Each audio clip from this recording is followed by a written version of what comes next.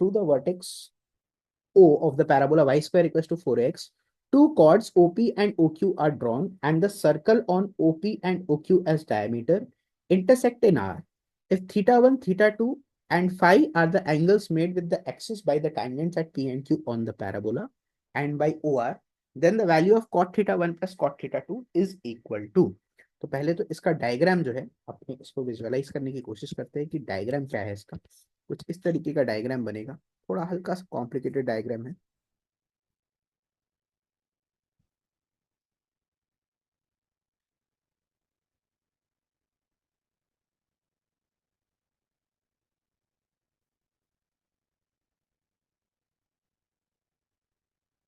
इस तरीके का अपना पैराबोला है, बोल रहा है कि to the vertex OP and OQ दो कॉर्ड्स बनाए गए, तो दो कॉर्ड्स मैं बना दे रहा हूँ।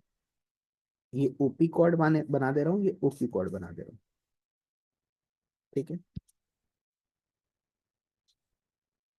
अब इस ओपी एंड ओक्यू कॉर्ड को सर्कल मान के भी बनाया जा रहा है, इसको डायमीटर मान के एक सर्कल बनाया जा रहा है।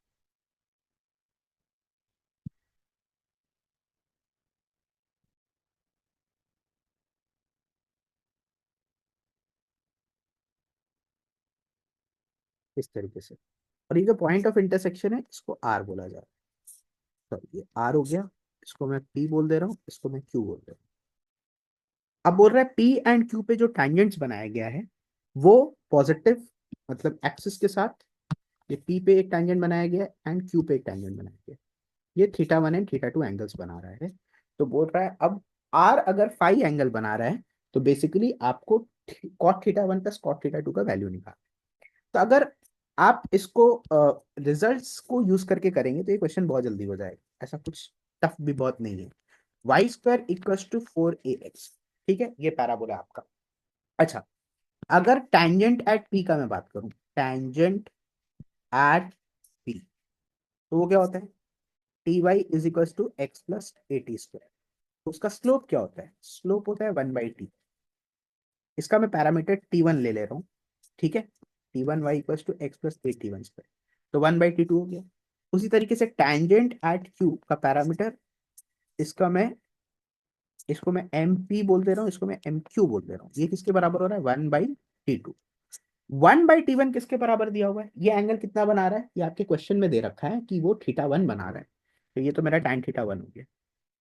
और यहां से मेरा क्या आ जाएगा, 1/t2 मेरा tan थीटा 2 के बराबर है।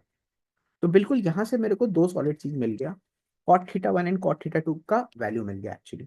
तो मेरे पास cot थीटा 1 बेसिकली दे रखा है t1, एंड cot थीटा 2 जो मेरे को दे रखा है वो t2 दे रखा है। ये ना सिंपल सिंपल चीज मेरे को दे रखा है, cot theta 1 is t1 and cot theta 2 is t2। अब क्या बोल रहा है, ओ आर। अच्छा, अब यहाँ पर पूरा जो चैलेंज होता है वो ओ आर निकालना है। अब ओ आर कैसे अपने निकाल सकते हैं, स्ट्रैटेजी समझिए।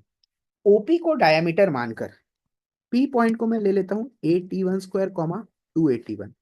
पहले आपको समझना होगा कि मैं क्या कर रहा हूँ, क्यों कर रहा हूँ। AT2 स्क्वायर कॉमा 2AT2, ठीक है।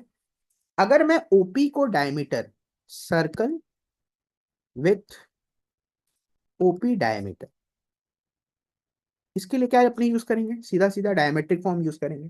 तो डायमेट्रिक फॉर्म क्या बोलता है, x minus AT1 square into x plus pi minus 2AT1 into y is equals to कितना हो गया, 0, है ना। सर्कल विथ ओपीएस डायमीटर बोला जा रहा है, तो circle with OQ S diameter क्या हो जाएगा, ओक्यू को अगर डायमीटर मान के बना रहे हैं तो क्या हो जाएगा, एक्स माइनस सेम t1 की जगह t2 चिपक जाएगा। अब मेरा स्ट्रैटेजी है कि ओ आर का स्लोप निकालना है। अब ओ आर का तो सिंपली अपने ऐसे स्लोप निकाल सकते हैं ना, ये दोनों सर्कल का इक्वेशन मेरे को पता चल गया। अगर इन दो सर्कल्स को मैं सब्सट्रैक्ट कर दूं तो ओ आर लाइन का इक्वेशन निकल जाएगा। तो इसको मैं बोल देता हूँ 1, इसको मैं बोल देता हूँ 2। अब मैं करूंगा 1 - 2 in an attempt gives equation of O R, क्योंकि यही तो होगा ना। अगर मैं दोनों सर्कल्स को निकाल लूं इक्वेशन और दोनों को मैं सब्सट्रैक्ट कर दूं तो ओ आर तो इनका कॉमन कॉर्ड ही है। जो कॉमन कॉर्ड का इक्वेशन मेरे को मिल जाएगा। तो अगर मैं इसको सब्सट्रैक्ट करूं तो अब देखिए आप ये मेंटली कर सकते हैं actually. X square and y square वाले टर्म्स चले जाएंगे और एकदम सिमेट्रिक कुछ मिलेगा। तो मैं लिख दे रहा हूँ क्या मिलेगा, आप देख सकते हैं दोनों को सब्सट्रैक्ट करके। -8t1 square x -2 8t1 Y, और यहाँ पर प्लस हो गया, plus 8t2 square x +2a t2 y is equal to 0। अगर मैं इसको रीअरेंज करूं, अगर मैं इसको रीअरेंज करूं तो कुछ इस तरीके का मिलेगा, a times 2y plus t1 plus t2, this is what we are getting, is equal to 0। अब जो ये m है, इसका जो m है वो tan फाई दे रखा है, जो कि किसके बराबर होगा, minus coefficient of x by coefficient of y, मतलब मेरा -t1 plus t2 divided by 2 के बराबर होगा। तो यानी कि मैं यहां से क्या बोल सकता हूं, -2 tan फाई जो है, क्रॉस मल्टीप्लाई कर दिया t1 प्लस t2, अरे यही तो पूछ रहा है मेरे से, cot θ1 प्लस cot θ2 के बराबर है। तो -2 tan यहाँ पे फाई हो जाएगा, is equal to cot θ1 plus cot θ2 के बराबर हो जाएगा। तो this is actually a good question. आपको अगर सारे पैरामीटर्स इंडिविजुअली सॉल्व करने आते हैं तो आप ये क्वेश्चन आराम से कर सकते हो। सो क्वेश्चन नंबर 18 का option A will be the right answer. Moving on to the next question, that is question number 19. Question number 19 में